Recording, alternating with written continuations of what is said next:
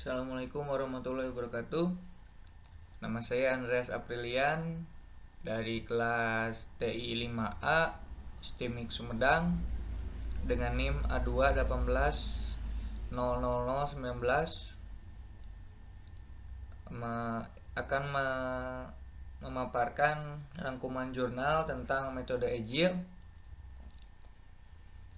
Jurnal yang pertama yaitu berjudul Pengembangan Sistem Informasi dengan Metode Agile Development yang searah dengan rancangan strategis IT atau IS pada perusahaan.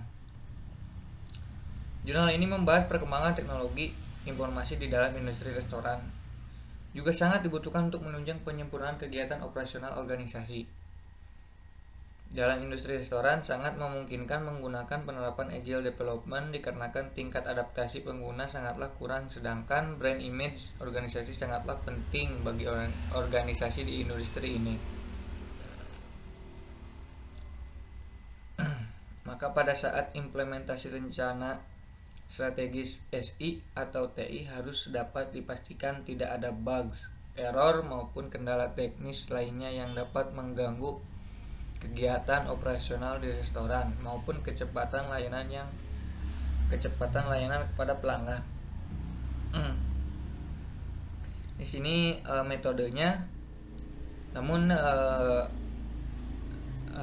untuk mempersingkat waktu, jadi saya skip untuk metodenya. Jadi saya langsung ke jurnal yang kedua, yaitu tinjauan proses elisitasi kebutuhan perangkat lunak menggunakan metode Agile. Jurnal ini membahas proses elisitasi kebutuhan analis. Jurnal ini membahas proses elisitasi kebutuhan. Analis akan mengumpulkan kebutuhan dan informasi dari stakeholder dan menyiapkan software requirement specification untuk pengembangan perangkat lunak yang selanjutnya dilakukan. Proses elisitasi kebutuhan tersebut merupakan proses yang cukup menantang karena seringkali kebutuhan dari stakeholder terus berubah seiring berjalannya perkembangan perangkat lunak. Dengan demikian, diajukan Agile Technique of Agent Based Goal Elicitation atau ATAPG yang menggunakan pendekatan metode Agile. Teknik ATAPG ini memiliki dua buah kunci utama, yaitu goal dan agent. Selama proses elisitasi dengan menggunakan teknik ATAPG, stakeholder akan melibatkan secara aktif mulai dari mendekomposisi goal sampai menentukan agent. Namun, perlu ditinjau kembali pada tahap pre-sprint, di mana dikatakan bahwa initial goal ditentukan sepenuhnya oleh analis. Hal ini akan menimbulkan kebutuhan yang tidak murni dari stakeholder. Selain itu, pada tahap sprint, masing-masing stakeholder nampaknya perlu untuk diberikan prioritas pendapat, agar stakeholder yang memiliki wewenang lebih dapat menentukan keputusan dengan pertimbangan yang lebih tinggi. Penggunaan metode Agile juga memiliki beberapa kekurangan, yaitu kesulitan dalam menentukan estimasi biaya sejak awal proyek dan kesulitan dalam menentukan arsitektur perangkat lunak. Ini metode prototipe yang disajikannya. Selanjutnya, jurnal ini berjudul Agile Methods Rapidly Replacing Traditional Methods at Nokia, A Survey of Opinions and Agile Transformation, atau metode Agile yang mengubah metode tradisional di Nokia.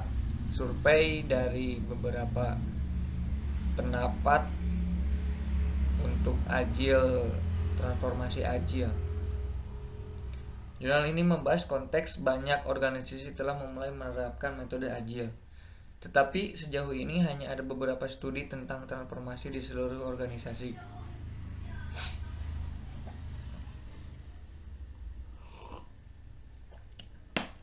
Apakah metode Agile akan bertahan, beberapa mengklaim bahwa perangkat lunak Agile metode pengembangan berada dalam fase adopsi arus utama dalam industri perangkat lunak.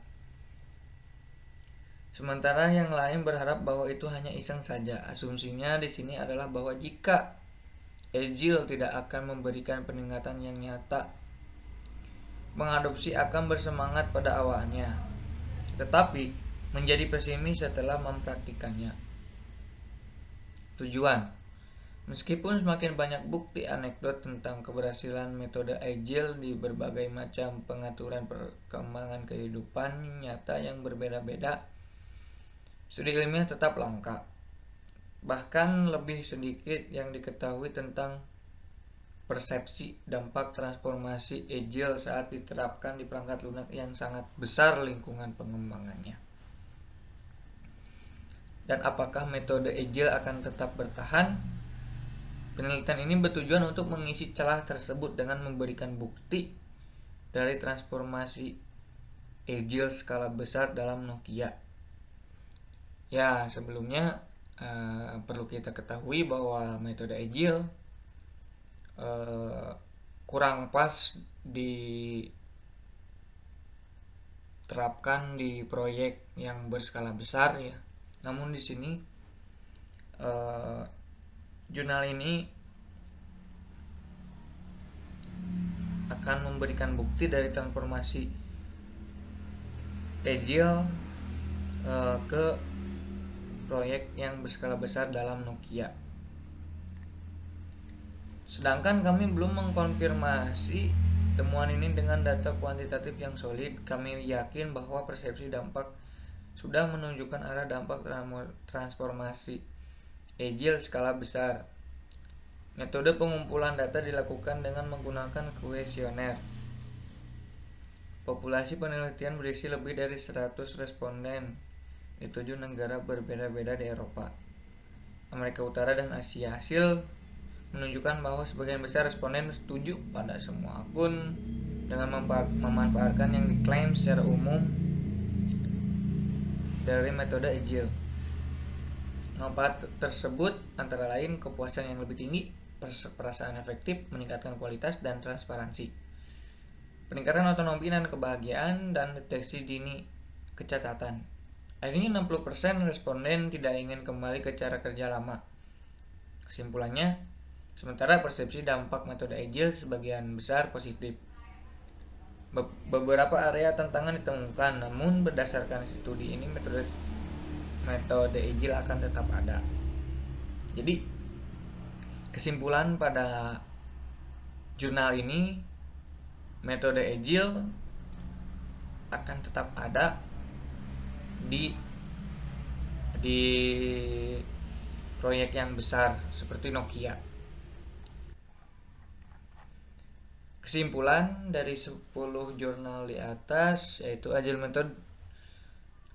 Development Method adalah sekelompok metodologi perkembangan perangkat lunak yang didasarkan pada prinsip-prinsip yang sama atau perkembangan sistem jangka pendek yang memerlukan adaptasi cepat dari pengembangan terhadap perubahan dalam bentuk apapun.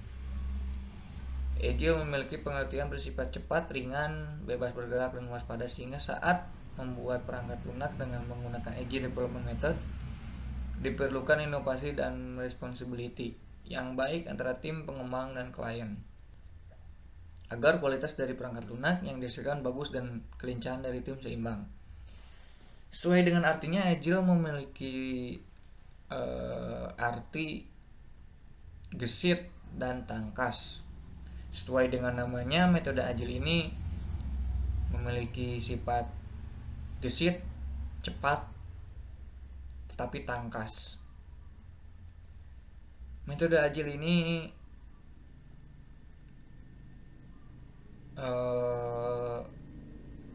pasnya untuk pengembangan sistem jangka pendek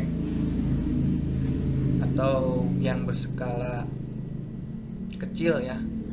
Tapi tadi disebutkan di jurnal yang membahas perkembangan transformasi Agile di Nokia, Agile bisa dikembangkan di proyek yang berskala besar, namun mungkin menurut saya pribadi metode agile kalau ingin dikembangkan di proyek yang berskala besar, mungkin harus si proyeknya itu harus dibagi sub proyek gitu. Seperti mungkin kalau misalnya pengembangan suatu web, mungkin agile, mungkin si web itu akan dipecah kembali seperti fitur notifikasi, fitur message, dan fitur-fitur lainnya itu menjadi sub proyek, dan sub proyek itu menggunakan agile yang bersifat cepat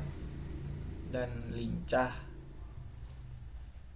Mungkin menurut saya seperti itu untuk pengembangan metode agile pada ruang lingkup yang besar. Mungkin proyeknya dibagi menjadi sub proyek, sehingga setelah sub proyek beres yang satu, pindah ke sub proyek yang kedua, yang ketiga, dan yang seterusnya, dan di tahap akhir mungkin itu penggabungan menjadi satu buah proyek.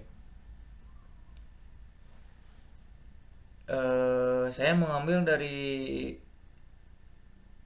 beberapa referensi. Ini referensinya, nanti juga saya akan menuliskannya di deskripsi video ini.